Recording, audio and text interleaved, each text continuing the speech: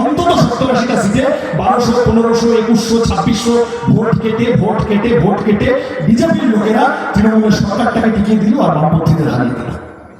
ওই একটা ভোটে বামপন্থীরা পারেনি, সেটা দেখি পাড়ায় পাড়ায় কিছু লোক তৈরি হলো, RSS এর লোক।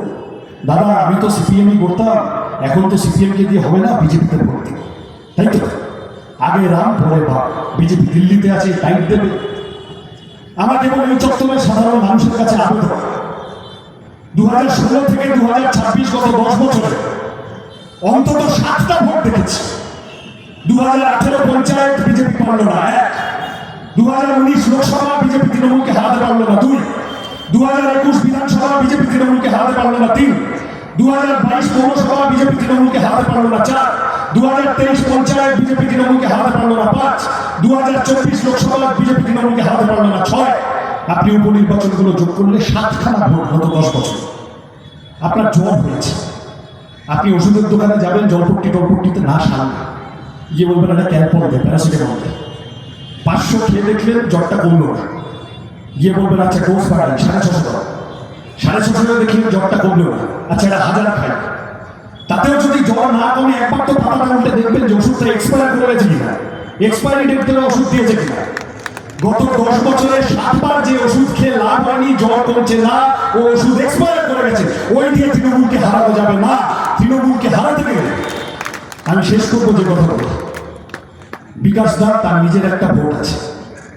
গত 5-7টা বছরে বামপন্থীদের অন্যান্য কিছু জায়গায় তুলনামূলক ভোট করলেও যাদবপুরে এত হুমকি ধমকি ইত্যাদির সামনে দাঁড়িয়ে আমরা একটা স্টেডি 30% ভোট নিয়ে আছি। গলায় পা তুলে দিলেও এই 30% মানুষ বামফ্রন্ট ছাড়া অন্য কোথাও ভোট দেবে না, কাস্তে হাতুড়ে তারা ছাড়া অন্য কোথাও ভোট দেবে না। এই 30% তারা কমবে না, এটা বাড়তে পারে।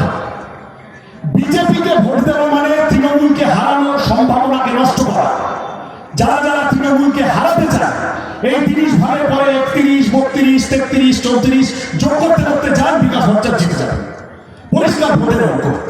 যারা যারা ভাবছেন বিজেপিকে ভোট দেবো তাদের পরিষ্কার বলছি, যারা বিজেপির কর্মী তাদেরকে বলছি, যদি সত্যি তৃণমূলকে হারাতে চান তাহলে যাদবপুরে বিকাশ রঞ্জন ভট্টাচার্য ছাড়া অন্য কোনো উপায় নেই।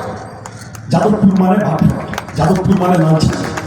এই যে আমাদের এই অঞ্চল এত লড়াইয়ের মধ্যেও, এত রকম আক্রমণের মধ্যেও এই আমরা মানুষের সমর্থন পাই, তার কারণ লালঝান্ডা তার সর্বশক্তি দিয়ে যাদবপুরকে গড়েছে। আর যাদবপুরও পরম মমতায় স্নেহে লালঝান্ডাকে আঁকড়ে রেখেছে, আঁকড়ে ধরেছে। আপনি ওদিকে রাজা সুবোধ মল্লিক রোড দেখুন, বামফ্রন্ট। এদিকে ইস্টার্ন বাইপাস দেখুন, বামফ্রন্ট। এখানে সন্তোষপুরের স্টেডিয়াম দেখুন, কিশোর ভারতী স্টেডিয়াম, বামফ্রন্ট। এদিকে হালতুতে ক্ষুদিরাম ভট্টাচার্য মঞ্চ দেখুন, এরকম কতগুলো অডিটোরিয়াম, বামফ্রন্ট। ওদিকে সম্মিলনী কলেজ দেখুন, বামফ্রন্ট। কেকে দাস বা অ্যান্ড্রুসের উন্নয়ন দেখুন, বামফ্রন্ট।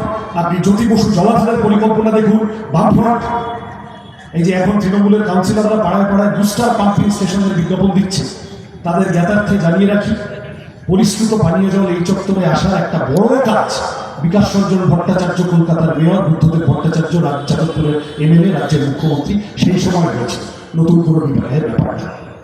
সুতরাং লালঝান্ডা যাদবপুরকে গড়েছে নিজেদের সমস্ত রক্তঘাম দিয়ে।